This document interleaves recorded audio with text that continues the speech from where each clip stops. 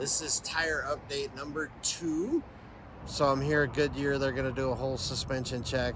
Make sure it's not the camber. Make sure maybe it's the alignment, whatever it may be. They're going to check it all out, and it's going to be a good thing.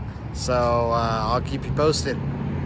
We are finished with the appointment now about the tires, and as it turns out, if you look right here, the outside edge is wearing down, but I don't know if you could tell, I did not realize the other side is wearing down too.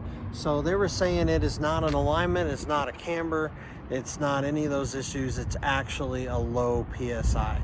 So basically, if you come over here, you can look in the door.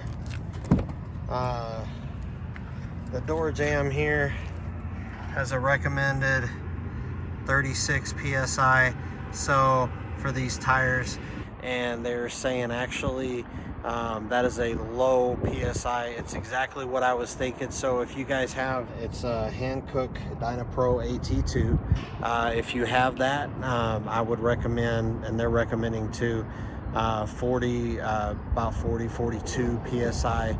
And you could actually go even more than that, they were saying, in order to compensate for the weight. But once you do that, it's a little bit harder ride. But yeah, so there's an update.